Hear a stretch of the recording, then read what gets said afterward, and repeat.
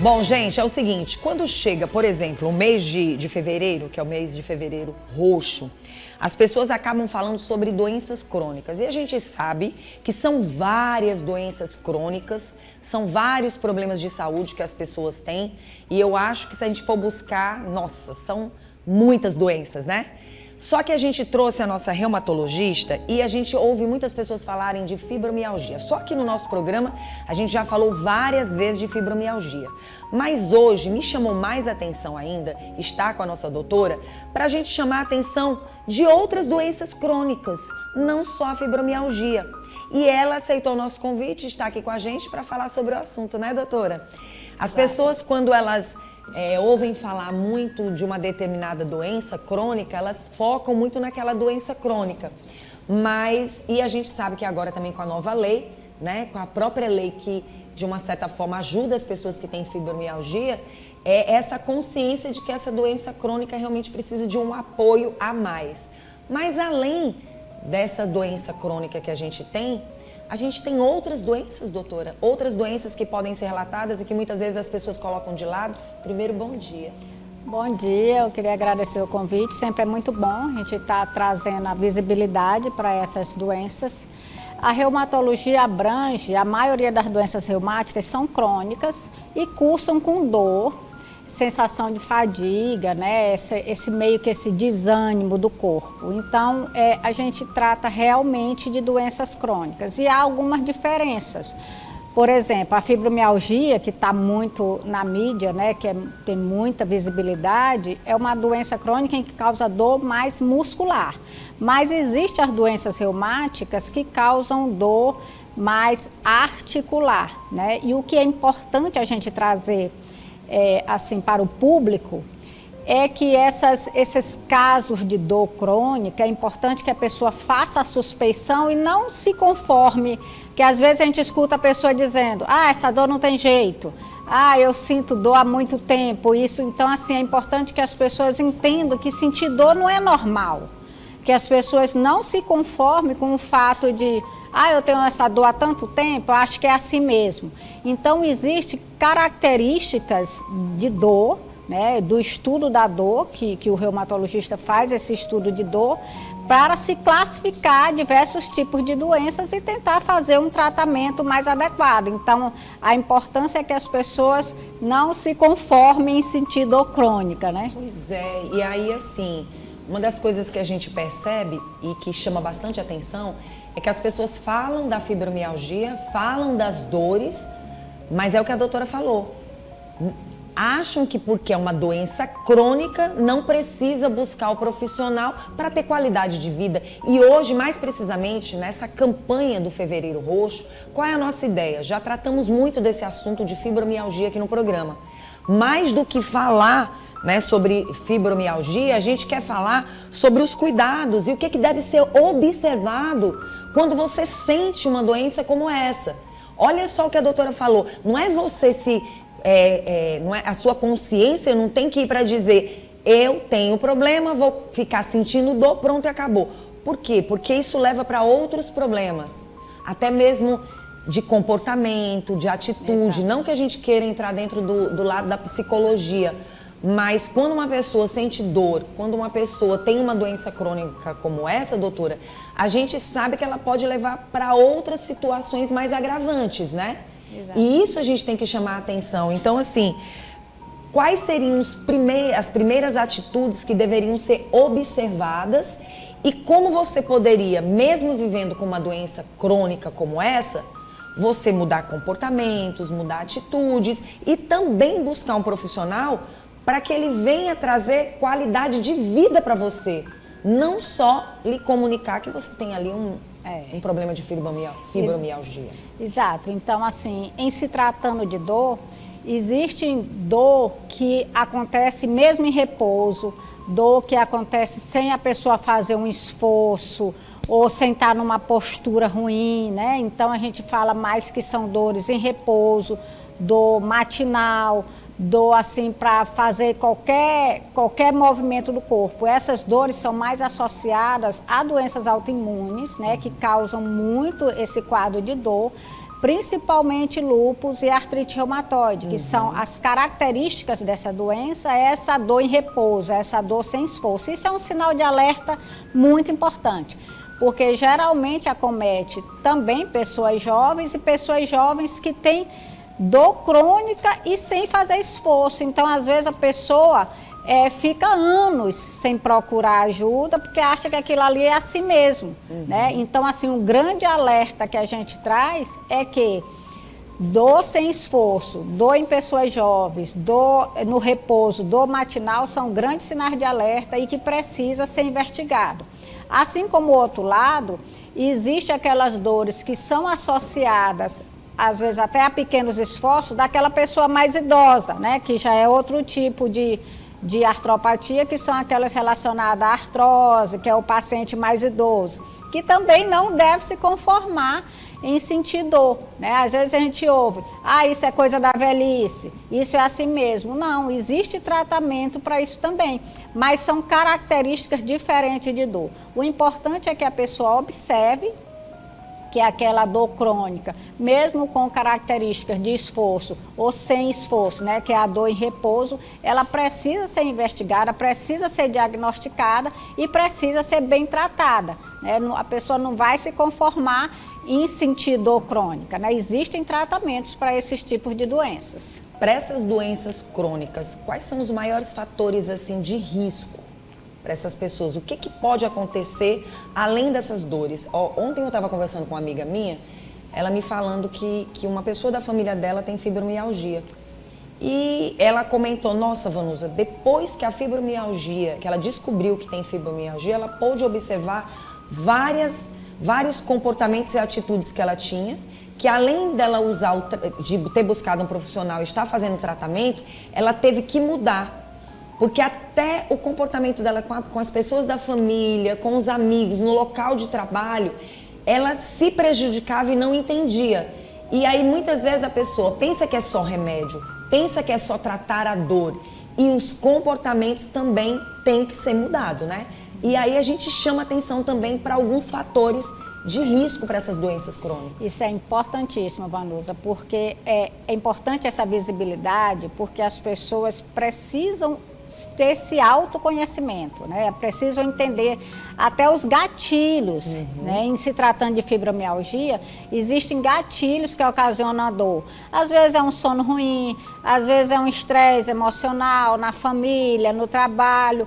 E tudo isso, a gente acabou de falar que alterações psicológicas podem desencadear e podem mesmo desencadear a crise maior de dor, né? A contratura muscular e a crise maior de dor.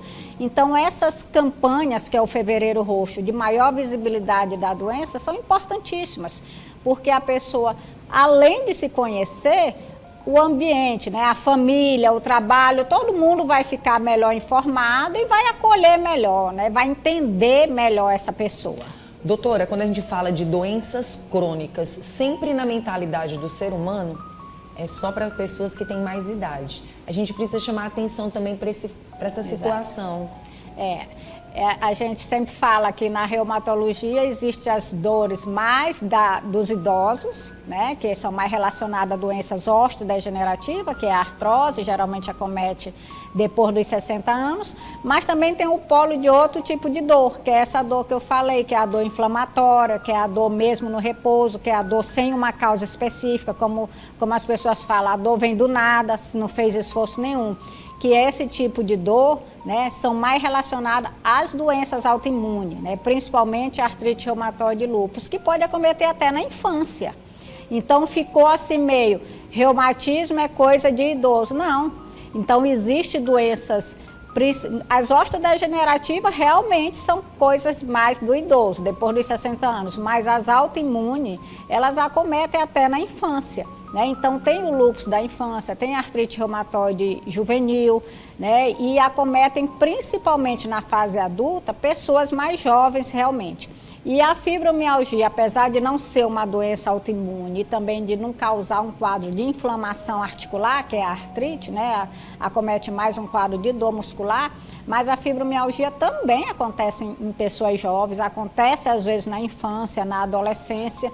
Então, é importante que esse quadro de dor pega um espectro da vida toda, né? Dor e fadiga, ela pode acontecer na vida toda. E são sinais de alerta importantíssimo para desencadeamento de doenças. Então, tem que ficar alerta com esse sintoma de dor. Pronto. Hoje, na verdade, a nossa parte de conversar hoje aqui com a doutora Joelma é justamente para que a gente conscientize as pessoas, para que elas entendam que essas doenças crônicas, elas realmente acontecem, elas são tratadas com medicamentos, com tratamento, acompanhamento do profissional, porque também não adianta o que muitas pessoas acabam descobrindo. Pronto, eu tenho uma doença crônica.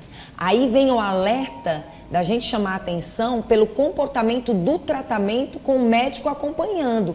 Porque na mente de muitos, se é crônica, eu vou passar o resto da vida com essa doença crônica, então não vou mais nem buscar o médico. E muitas vezes é o grande erro. Porque muitas coisas podem acontecer nessa caminhada de quem não busca um tratamento ou um acompanhamento de um médico, né, doutora? Exato. E aí é bom lembrar que não só o tratamento medicamentoso, em se tratando de dor, toda uma mudança do estilo de vida é preciso. Então, assim, gerenciar estresse, melhorar o sono, a alimentação saudável, exercícios físicos são fundamentais. Então, essa parte do tratamento que a gente chama de não medicamentoso, ele se equipara ao tratamento medicamentoso. Então, é importante, porque isso é um erro bem comum, as pessoas confiam muito mais no medicamento e menos nessas mudanças de estilo de vida. E às vezes não tem sucesso no tratamento. Eu estou tomando tanto medicamento e não tenho tanto sucesso em tratamento. Mas aí a gente tem que observar essas outras coisas, principalmente esses pontos que eu falei. Porque a dor, o distúrbio de sono, o sono ruim impacta muito em dor, né? Todo mundo já experimentou dormir uma noite ruim ou 2 noites ruins. A dor fica pior, principalmente em coluna vertebral, né? Então, essa parte de estresse impacta muito em dor, alimentação ruim, obesidade, né? Essa parte de sobrepeso impacta muito em dor. Então, toda essa mudança de estilo de vida que a gente chama não medicamentoso tem que entrar junto e fazer parte ali igualmente no tratamento. Doutora, a gente sabe que a fibromialgia, pelo menos eu conheço muitos homens que sofrem com a fibromialgia. É uma doença mais de mulheres ou de ambos? Fibromialgia e lúpus? As doenças autoimunes em geral, que lúpus né, artrite reumatoide, elas têm a tendência de acometer principalmente mulheres jovens, né? Por quê, doutora? Existem alterações hormonais, principalmente nesse pico mais de estrógeno da mulher, ali depois da primeira menstruação, pode ser acometido mais e ter uma relação estreita com essa parte hormonal, principalmente lúpus, né? Que às vezes tem um pico de incidência até maior ali pela faixa dos 20 anos. Tá? Então, essas doenças autoimunes têm uma relação muito importante com mulheres jovens. Pode acometer homens, sim, mas a prevalência maior é mulheres jovens. Fibromialgia, apesar de não ser uma doença autoimune, de ser uma doença em que tem característica de dor muscular e fadiga crônica, mas sem alterações no sistema imunológico, ela acomete também de forma preferencial mulheres, principalmente mulheres jovens. Aí acredita-se que não tanto por alterações hormonais, mas mais em relação a essa questão de estilo de vida, né? Mulheres geralmente são mais mulheres na vida produtiva, né? Geralmente são mais sobrecarregadas, são mais ansiosas, são mais, às vezes, com mais conflitos, né? Familiares, no trabalho. Então, tudo isso pode acarretar e aumentar essa sensibilidade a sintoma de dor. Então, a gente fala que o cérebro fica todo o tempo hiperestimulado e hipersensibilizado, né? Uma hipersensibilização contínua, por isso que a gente fala crônica, aos sintomas de dor. E a mulher tem essa mentalidade, né? De meio que carregar o mundo nas costas, né? Essa coisa de ser sobrecarregada. E normalmente é esse o perfil da paciente que sofre de fibromialgia, né? Então ela tem toda essa sobrecarga de várias demandas e aquilo ali tudo vai impactando e gerando as crises de dor. Inclusive a gente tem uma imagem, né, que a gente faz questão de mostrar para vocês alguns pontos de dor da fibromialgia, porque assim, quando a gente fala desse assunto no programa, Parece que está sempre faltando alguma coisa para que as pessoas possam entender mais. Assim o lúpus. Muitas pessoas falam, mas elas não conhecem muitas vezes os sintomas, não têm ideia do que aquela pessoa sente, né, doutora? E é importante a gente mostrar. Realmente afeta todos esses pontos, doutora? É uma doença em que o quadro de dor muscular é difuso, né? Então, você vê aí que vários pontos dolorosos, por definição da doença, tem que acometer de forma crônica, ou seja, mais de 3 meses de duração de dor, pelo menos 3 meses, né? E de forma difusa, ou seja, pega metade superior e metade inferior do corpo ao mesmo tempo. Então, isso aí é um diferencial. Por exemplo, se você trabalha em má postura, você tem uma dor na coluna cervical ou na coluna ou na região do ombro ou na região do cotovelo, isso não é fibromialgia, isso aí é uma dor mais postural. Vamos dizer que você dorme mal, tem uma dor cervical crônica, isso aí é mais postural. Por definição, a fibromialgia é uma dor difusa. Pega metade superior, metade inferior do corpo, de forma crônica, e as pacientes têm mais do que 3 meses de duração de sintoma de forma contínua. Ou seja, não é só uma dor aqui e ali que você está num dia ruim, né? É aquela coisa mais constante. E como você não tem como transferir para o outro para ele sentir o que você está sentindo naquele momento, você sofre 2 vezes mais, né? Então é algo também para se chamar a atenção para quem está ao redor, para quem convive, para aquelas pessoas que são rede de apoio. É importante entender a dor do outro, principalmente quando ele diz que não está bem, porque às vezes a dor do outro você não consegue enxergar.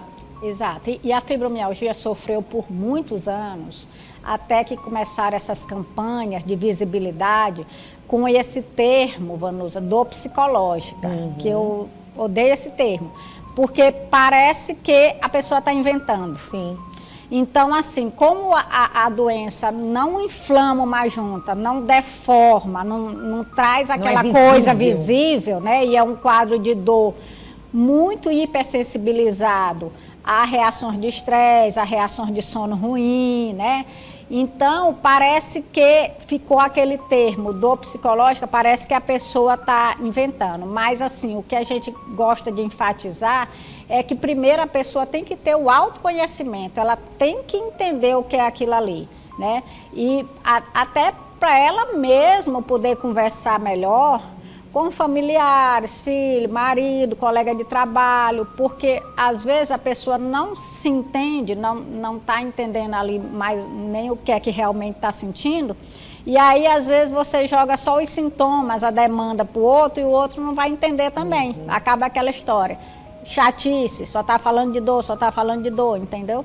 Então é preciso a pessoa ter esse autoconhecimento, até para ela explicar melhor, até para ela dizer, eu não estou bem, eu estou sofrendo uma crise, segurar aí esses gatilhos, poder afastá-la um pouco dessa parte de estresse, de coisas que a gente pode, às vezes, se afastar, né? Não é toda briga que a gente precisa entrar. Sim, verdade. Então, tem todo esse que eu chamo de gerenciamento de estresse, né? Não dá pra gente viver numa bolha, mas dá pra gente gerenciar muita coisa. Com certeza. E aí fica um alerta nesse mês de fevereiro, chamando a atenção de todos os familiares, principalmente aqueles que convivem diretamente com quem sofre com essas doenças crônicas.